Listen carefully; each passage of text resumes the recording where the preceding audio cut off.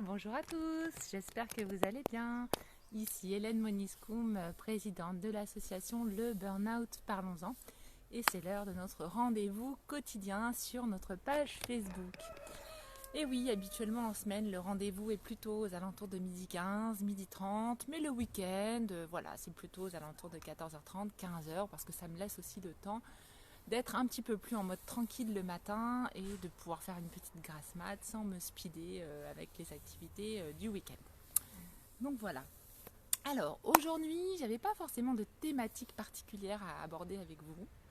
J'avais envie de causer pour la cause, tout simplement, pour vous raconter un peu comment je vais, peut-être vous dire un peu plus qui je suis, et puis ce que je fais, et puis pourquoi pas échanger avec vous sur vos envies du moment, et puis peut-être prendre aussi un petit peu de temps pour faire un espèce de point, entre guillemets, si j'ai envie de dire, par rapport au confinement.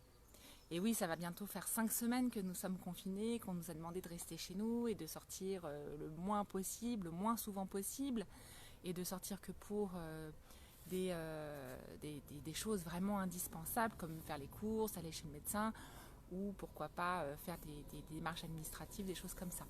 Et évidemment, on a le droit à 1 heure de sortie quotidienne et on peut ou pas se l'autoriser en fonction de comment on est logé et de notre besoin surtout.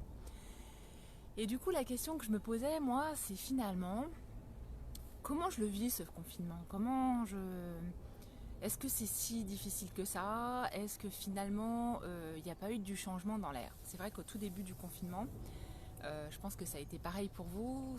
Cette obligation de rester confiné, de devoir arrêter les rythmes effrénés que j'avais, comme nous tous, ça, je l'ai vécu de façon difficile parce que ça a demandé de faire preuve d'adaptabilité, de souplesse, d'acceptation, de réorganisation dans notre vie au quotidien par rapport au télétravail, pour ceux qui télétravaillent, ou par rapport justement au chômage technique pour ceux qui n'ont pas de télétravail, ou au contraire de continuer à aller travailler pour ceux qui, bien évidemment, doivent continuer à aller, que ce soit nos soignants, le personnel administratif, les services publics, etc. Et du coup, malgré tout, tout ça, ça a été un sacré chamboulement. Et je pense qu'on a tous au départ été complètement submergés, débordés. On était tous aussi dans la crainte de l'inconnu. Peut-être aussi dans la colère parce qu'on n'a pas franchement choisi cette situation. Ça nous est tombé dessus. Puis bah voilà, en gros, ça fait chier, quoi, tout simplement. Et puis au fur et à mesure, je pense qu'on a tous plus ou moins trouvé nos marques, on commence à trouver chacun un rythme entre l'organisation de l'école à la maison, plus le travail. Le fait de faire moins de choses, ça permet aussi de se reposer davantage. En tout cas, moi, c'est comme ça que je le perçois. Et le fait aussi d'avoir plus de temps, ça permet effectivement d'avoir aussi du coup un peu plus de temps pour faire des choses un peu plus fondamentales, essentielles, comme se reposer, prendre le temps de se retrouver en famille, faire des jeux, faire de la pâtisserie, de la cuisine, du sport en famille. Enfin, vous voyez, des petites choses qui finalement, bon an, mal an, des petites choses qu'on avait peut-être tendance à faire moins avant par rapport à tout ce rythme effréné. Je vois que vous êtes en train de vous connecter. Oui, bonjour, bonjour. Je suis super contente de voir que vous arrivez au fur et à mesure. Vous arrivez, des petits cœurs ou à me faire des petits messages comme je vois, ça me permet de savoir effectivement que vous vous connectez. Donc voilà. Et en fait, voilà, c'était tout simplement pour vous dire que finalement, moi je trouve qu'au départ, on percevait, en tout cas c'est ma perception, peut-être que vous, elle est différente une fois encore, on passe d'une situation qui était, que je trouvais à la base difficile, pas évidente, qui me demandait de prendre sur moi, parce que moi j'ai une valeur liberté qui est importante, donc on m'impose de rester chez moi, de ne plus pouvoir faire mes activités sportives, mes réunions avec mes amis, ma famille. Bon, même si évidemment la cause elle est importante et elle justifie de ce confinement. Au début, ça a été compliqué à accepter de se dire ah punaise, ah ouais, il faut que je prenne sur moi, il faut que je reste chez moi. Et puis au final, en changeant mon regard, en changeant mes perceptions et en essayant de voir cette situation non plus comme quelque chose d'imposé, quelque chose de difficile, en essayant de voir cette situation comme une aubaine, une opportunité. Ah, je vais remettre mes lunettes par contre parce que là, et le soleil il me tue les yeux.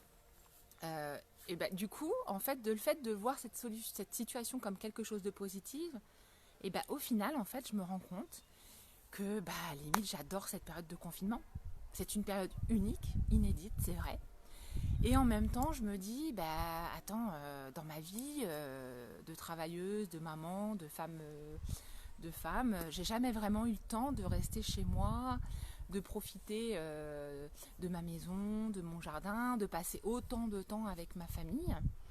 Parce que je pense que je suis comme la plupart des femmes actives aujourd'hui, on est tout le temps à droite à gauche, en mille et une activités, on passe du boulot aux activités de tenue de la maison, au sport, aux activités associatives et tout un tas d'autres choses encore. Et au final, on n'a pas vraiment le temps de se poser. Et là, du coup, moi je sais que je gagne au minimum déjà 2 heures dans ma journée, puisque je n'ai plus à me déplacer pour aller au travail, puisque je travaille sur Paris, que je prends les transports. Et en moyenne, en région parisienne, c'est ça, c'est entre 1 heure à 2, voire 3 heures de transport par jour. Donc déjà, je gagne ce temps. Il est précieux, ça me permet de dormir, ça me permet du coup d'être plus détendue dans ma journée de travail, puisque je peux prendre des pauses un peu plus longues. Enfin, vous voyez, finalement, alors oui, finalement, je trouve que c'est positif. Alors après, c'est vrai que bien évidemment, le fait de plus voir mes collègues, le fait de plus pouvoir me réunir avec ma famille, mes amis, bien sûr que ça me manque. Évidemment que ça me manque parce que moi je suis en plus quelqu'un qui aime beaucoup recevoir, qui aime aussi aller chez les uns, chez les autres. Et on a besoin de ça. Mais en même temps, je me dis, punaise, waouh, qu'est-ce que ça fait du bien, quoi. Qu'est-ce que ça fait du bien parce qu'au final, on revient à l'essentiel, on revient à des choses qu'on ne faisait plus et qui pourtant nous font tellement de bien. C'est ça en fait, c'est faire de nos activités ordinaires quelque chose d'extraordinaire. De revoir en fait l'extraordinaire dans toutes ces petites choses qui nous semblent ouais, ordinaires, normales et qu'on n'appréciait plus vraiment. Parce qu'en fait, on était tellement en mode pilote automatique à courir à droite à gauche qu'au final on le fait parce qu'on doit le faire. Mais on ne se pose plus la question du pourquoi on fait les choses. Et moi, je trouve vraiment que du coup, cette période est idéale pour avoir du temps pour lire, du temps pour méditer, faire du sport, bien rien faire aussi, apprendre à justement bien rien faire. Enfin, toutes les choses dont je vous ai abordées en fait lors de mes vidéos précédentes. Hein.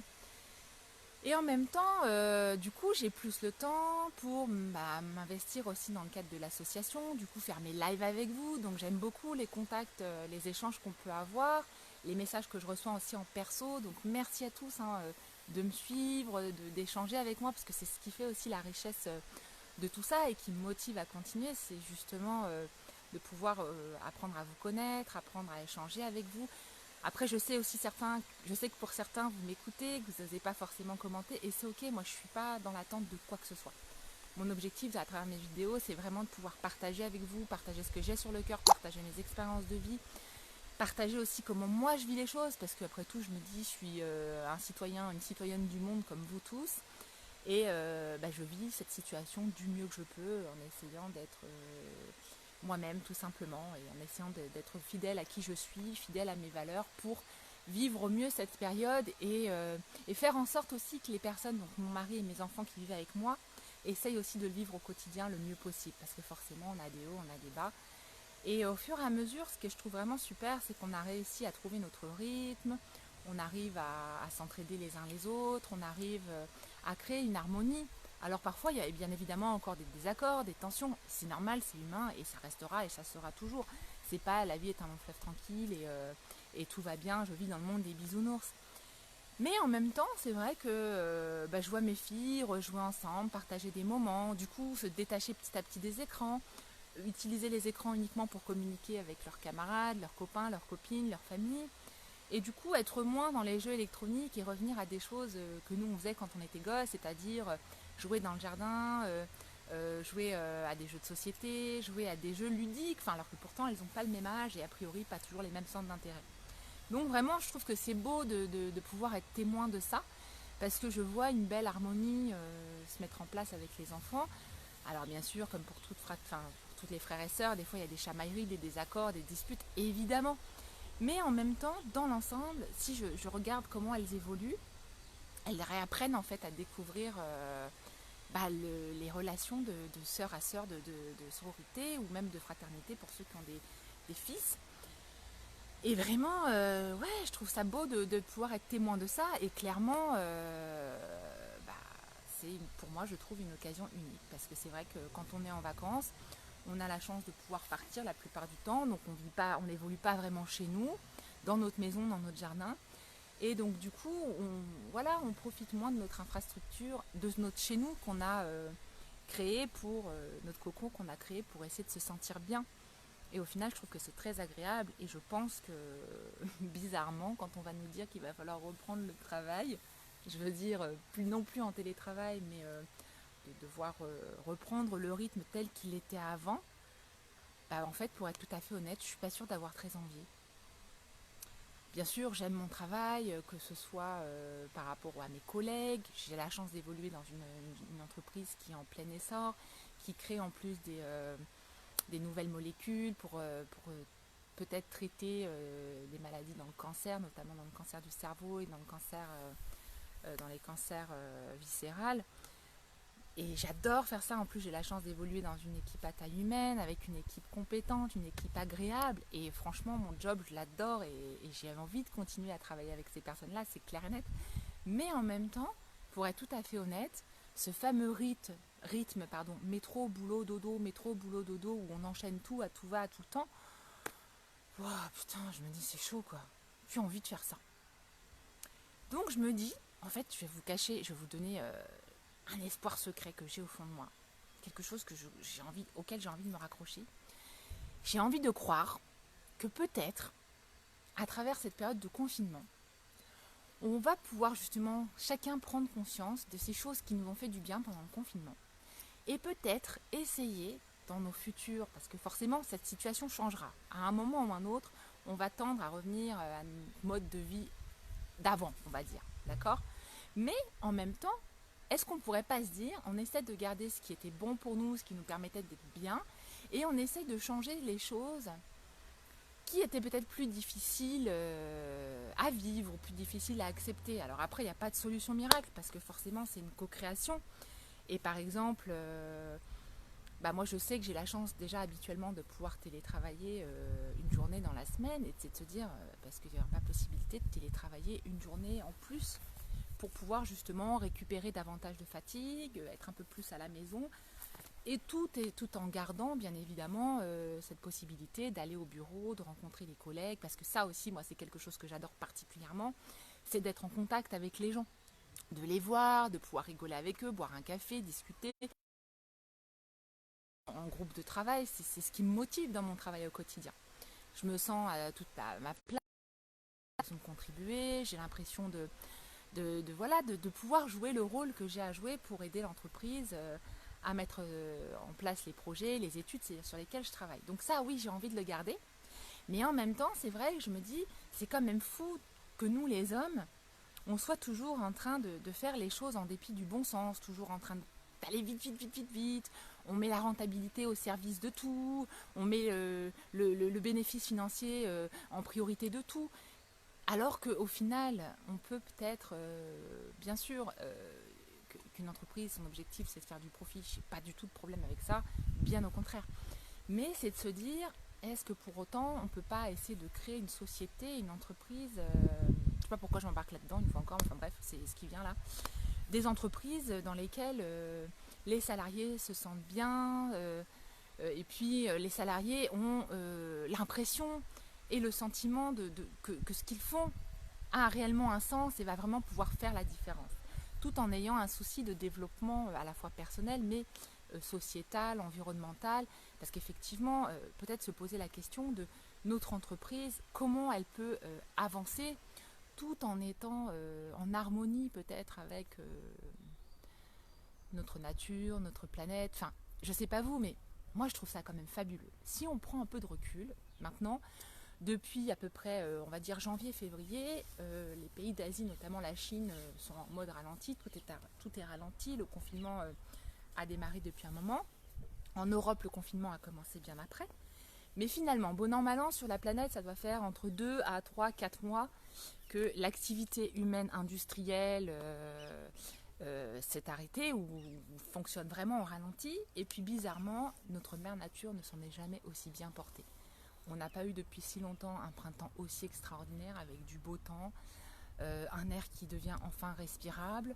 moins de bruit, moins bah forcément, vu que l'activité humaine elle a diminué, je me dis, moi les bénéfices que je vois, c'est que tous les jours, bah oui, je fais les 400 pas dans mon jardin pour pouvoir faire un peu d'activité, mais en même temps, quand je prends un peu le temps de regarder autour de moi, j'entends des oiseaux, j'entends des oiseaux et de plus en plus d'oiseaux de sortes différentes, d'espèces différentes. Tout à l'heure, ce midi, je voyais un hérisson dans mon jardin en train de marcher. J'avais encore jamais vu de hérisson dans mon jardin marcher en plein milieu de la journée. J'ai l'impression qu'il y a des insectes qui reviennent, des papillons, enfin bref. Alors peut-être que c'est lié au fait que comme je suis chez moi et que je suis dans mon jardin, j'ai un peu que ça à foutre entre guillemets, de regarder autour de moi parce que j'ai pas d'autres espaces pour évoluer que mon jardin. Mais ça n'empêche que j'ai quand même l'impression que la nature est plus présente. Alors peut-être c'est juste un changement de perception, peut-être qu'elle a toujours été là, mais malgré tout, il y a plus de calme. Et franchement, je sais pas vous, mais moi du coup, je me sens quand même moins fatiguée, je me sens plus reposée.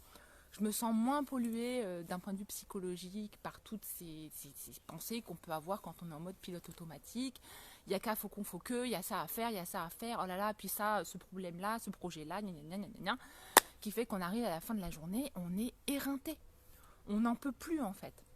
Alors oui, bien sûr, quand on continue à travailler, que ce soit en télétravail ou même sur site, on a encore et on les aura toujours, mais moi je trouve quand même que le fait d'avoir ralenti le rythme, ça fait beaucoup de bien.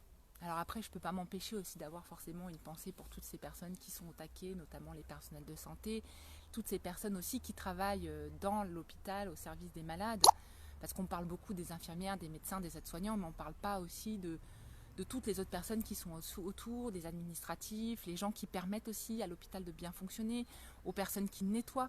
Et puis même dans nos communes, les éboueurs, les services administratifs, les services de police municipale qui continuent à travailler. Et j'en oublie encore beaucoup. C'est vrai que pour ces gens-là, peut-être que la période, elle est du coup beaucoup moins facile parce que ils sont sur les chapeaux de roue et tout. Et pour autant, j'imagine que malgré tout, pour eux, du fait qu'il y ait moins de monde sur la route, qu'il y ait moins de stress au quotidien à ce niveau-là, ça a peut-être fait sa différence aussi. Même si je comprends bien qu'au niveau psychologique, il faut gérer toute la partie en lien avec la maladie, les malades et tout ça. Mais je suis certaine que malgré tout, ils ont forcément aussi vu des choses positives dans leur quotidien. Et du coup, je trouve, moi j'ai envie d'essayer de m'inspirer justement, et je ne sais pas encore comment, mais ça suit son cheminement dans sa tête, et c'est aussi les graines qui sont en train de germer en moi.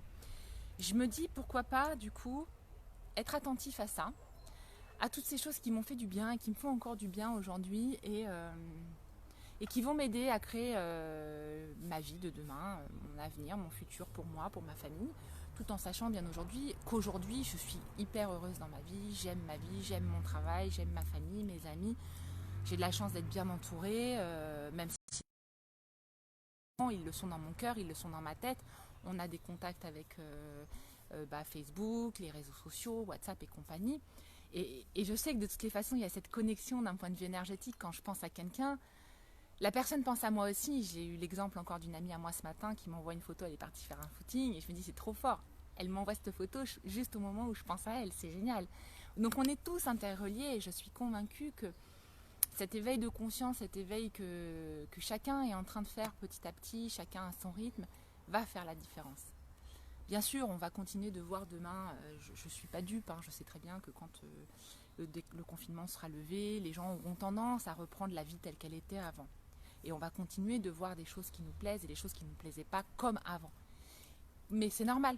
C'est ce qu'on appelle, au niveau de la loi universelle, le temps de gestation. C'est-à-dire qu'on récoltera, on sèmera toutes les actions de notre passé qui auront eu des causes et du coup des effets surtout dans le temps. Parce que forcément, tout est un processus et dans ce processus qui est plus ou moins long, on voit apparaître les choses que l'on a semées dans le passé, dans le présent et qu'on verra passer dans le futur. Et donc voilà, moi le message que j'avais envie de vous faire passer aujourd'hui, c'est est-ce qu'on ne pourrait pas du coup réfléchir à ces graines qu'on a envie de semer pour créer un monde qui soit peut-être plus tourné vers l'humain, plus tourné vers le retour à l'essentiel, la nature, sans forcément avoir un discours politique. Moi je je suis liée à aucun parti politique, je m'intéresse de loin parce que c'est vrai que malheureusement j'étais assez déçue, mais en même temps je me dis il faut aussi pouvoir s'engager sur une cause qui nous est chère pour pouvoir faire changer les choses et aider aussi les gens à prendre conscience que le changement ça prend du temps, mais le changement ça commence d'abord par soi et avant tout. Et pour pouvoir voir les choses que l'on veut voir dans notre monde demain, il faut d'abord commencer par incarner les choses qui nous comptent pour nous, qui sont chères. Comme je dis toujours, si vous souhaitez voir un monde avec plus d'amour, plus de paix, plus de bienveillance, plus de solidarité, plus de tout ce que vous voulez, ou au contraire moins de violence, moins de haine, moins de jalousie, plus de contribution, c'est d'abord vous, posez-vous la question, comment moi je peux contribuer à faire un monde avec plus d'amour, plus de bienveillance, plus de partage, plus de paix. Et quelles sont les premières actions que tu peux faire, que je peux faire et que tu peux faire pour aller vers ça. Voilà. Et au contraire, lâcher les choses que je peux lâcher. Et quand je sens que je fais une action qui n'est pas alignée avec qui je suis et qui va nourrir de la haine, de la colère, ou au contraire de la jalousie, ou des choses comme ça, te dire ok, c'est intéressant, qu'est-ce que je dois apprendre de ça pour faire mieux, faire différemment, pour me retrouver plus en paix avec moi-même. On est responsable de notre paix intérieure. Personne d'autre n'est responsable que nous. Et toute la sagesse qu'on doit développer doit tendre à ça. Comment faire pour retrouver la paix à l'intérieur de nous, qui souvent, bien sûr, se retrouve ici à l'instant présent. Ni dans le passé, ni dans le futur. C'est ici et maintenant. Pour autant, bien évidemment, on tend à aller vers le futur. Donc, essayer de créer un monde qui nous ressemble davantage. Entre parenthèses, il faut quand même avoir conscience que cette notion de temps est une notion humaine, que nous, les humains, avons créée et qui pour autant n'a pas vraiment... C'est un concept inventé par l'homme, donc à l'échelle de l'univers, à l'échelle de la physique même, je suis même pas sûre que le temps existe réellement en fait. Bon, ça c'est encore autre chose. Bref, voilà, c'était mon inspiration du jour, j'avais pas de thématique particulière. Moi, ce que je peux vous dire, c'est que quand on prend le temps d'apprendre à se découvrir, quand on prend le temps d'apprendre à mieux se connaître, à du coup essayer de mettre notre attention, notre intention et notre focus sur des choses qui sont importantes pour nous, des choses qui ont du sens et qui nous tiennent à cœur, on crée forcément quelque chose de mieux. Déjà pour nous, mais ça a forcément un impact positif autour de nous. En ayant la foi et tout ça, ça peut aussi aider. Et je vous dis ça parce que ce matin aussi, j'ai eu une séance de coaching avec une de mes coachées que je coach déjà depuis un petit moment. Ça va bientôt faire un peu plus d'un an et on a eu différentes phases dans notre coaching. Et je me rends compte en fait que le temps de gestation est vraiment différent d'une personne à une autre. On a eu différentes phases dans le coaching. Là, on est plus en mode bilan de compétences. Je suis en train de l'aider justement à faire le point sur ses compétences, ses activités, pour qu'elle reprenne aussi confiance en elle à ce niveau-là. Parce qu'elle avait complètement perdu confiance en elle. Et en fait, sa perception d'elle-même était quand même assez difficile, puisqu'elle considérait, en fait, elle considère encore parfois qu'elle n'a aucune valeur. Ce qui est bien triste. Et malheureusement, je pense qu'on est souvent nombreux à nous sous-estimer, à manquer de confiance en nous, à ne pas nous voir avec notre réel potentiel et nos réelles valeurs. Et donc, ce que je voulais dire par là, c'était en fait que finalement d'apprendre à mieux se connaître, d'apprendre à prendre du recul sur ce que l'on fait, se satisfaire de nos victoires, peut nous aider justement à redécouvrir qui on est vraiment, à redécouvrir quelle est notre juste valeur pour pouvoir se positionner et prendre toute notre place dans ce monde. Et redevenir acteur. Et ne plus être dans l'attente que mon voisin, mon collègue, mon patron, mon responsable, mon je ne sais pas qui, va faire le job à ma place. Chacun fait sa part. Chacun fait ce qu'il peut, du mieux qu'il peut, avec le niveau d'intelligence et le niveau de conscience du moment. Et si chacun se met en mouvement, c'est comme ça qu'on va réussir à faire changer les choses. Donc voilà. Voilà mes amis, je me rends compte que ça fait une bonne demi-heure que je parle. Je vais devoir vous laisser parce que là à 15h j'ai une séance de sport qui m'attend avec mes filles et j'ai hâte parce que c'est coachs de la vigie qui font ça sur le Zoom, donc j'ai hâte d'aller les retrouver. Avant de vous quitter rapidement, je vais tirer une petite carte, la carte de lumière comme tous les jours, parce que ça c'est un petit moment incontournable de notre rendez-vous quotidien. Et ce que je voulais vous dire aussi, c'est que avant de tirer la carte, prêtez attention, observez autour de vous les initiatives de solidarité qui se mettent en place. Dans mon jardin, on avait une personne qui jouait de l'accordéon. En fait, j'habite pas très loin d'une maison de repos et tous les jours, ils viennent jouer pour les personnes âgées. Alors ils sont à l'extérieur, les personnes âgées se mettent sur le balcon. Et dans ma commune, des bénévoles viennent jouer de l'accordéon, chanter, frapper dans les mains pour justement aider ces personnes âgées qui sont confinées, qui ne peuvent pas du tout sortir, à garder cet espoir, cette joie. Et ça, c'est magnifique. Mais posez-nous la question. Est-ce que ça, on aurait pu le voir ou même l'entendre habituellement? Bien sûr que non. Et pour autant, cette initiative, je trouve qu'elle est belle parce qu'elle redonne de l'espoir, elle redonne de la joie et elle recrée du lien avec les gens. Le truc, c'est ça, c'est que c'est important de ne pas oublier qu'on évolue ensemble. Bien sûr, il faut développer une meilleure connaissance de soi, une meilleure maîtrise de soi, mais il ne faut pas oublier aussi qu'on n'est pas tout seul chez nous. Même si on peut l'être d'un point de vue, on peut vivre seul parce qu'on vit seul, mais malgré tout, on évolue dans une société, on évolue avec d'autres êtres humains. Et au-delà des êtres humains, on évolue dans un écosystème, dans une planète Terre, avec des animaux, une faune, une flore. Et c'est vrai que nous, depuis des milliers d'années maintenant, on est habitué à vivre dans nos villes, dans nos villages, dans nos belles maisons, dans nos appartements, enfin peu importe les endroits où on vit. On s'est complètement déconnecté en fait de l'environnement dans lequel on vit. Alors je dis pas qu'il faut qu'on retourne en mode homme préhistorique à la chasse, à la pêche, aller vivre dans les grottes, je dis pas ça. Mais simplement peut-être commencer à réfléchir à un monde qui puisse être un peu différent en tout cas. Bref, voilà. Je vais tirer la carte et puis je vais vous laisser parce que j'ai aussi envie d'aller faire mon sport. Allez hop, allez hop, allez hop, allez hop. Ce sera quoi l'inspiration du jour?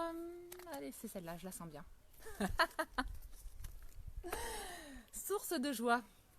Hop, voilà, voilà. Je vous montre l'image. Alors, je vous lis le texte. Source de joie. Je retrouve ma joie de vivre comme celle d'un enfant. Je ne laisse point les événements me ramener à la tristesse. Je m'accroche à la vie, à sa beauté. Je prends place en mon cœur et je retrouve mon sourire qui demeure digne de ma sérénité. Ben voilà, ça va être le challenge du jour. Aujourd'hui, prenez-vous en photo, faites-vous des beaux sourires, partagez votre photo et votre beau sourire aux gens que vous aimez et écrivez-leur tout simplement « Tu me manques, je t'aime, je pense à toi ». Je suis certaine que ça, vous voyez, c'est déjà semer de l'amour. C'est partager sa joie, partager son amour. Ça peut passer par des petites actions, des petits gestes anodins qui du coup peuvent être contagieux. Au même titre que la colère, la haine, la tristesse sont contagieux, l'amour, la joie et la paix peuvent l'être aussi. Et on est tous responsables de ça. Ce sera ma dernière phrase. Je vais vous quitter. Je vous souhaite une très belle journée. Et je vous dis à demain, rendez-vous vers 14h30, comme c'est le week-end, ouais 14h30 à peu près, c'est à peu près l'heure de notre rendez-vous. Bisous les amis et merci infiniment d'être là un peu plus chaque jour pour vos commentaires, vos messages perso. La semaine prochaine, il me reste de la place pour le coaching, il me reste 2 places encore, elles n'ont pas été prises. Donc allez-y, les créneaux sont disponibles. Et puis, je reviendrai vers vous concernant le groupe de parole du vendredi soir sur le groupe. Je vous enverrai l'invitation pour le Zoom pour les personnes qui sont intéressées. Allez, je vous laisse. Bonne journée, bye bye.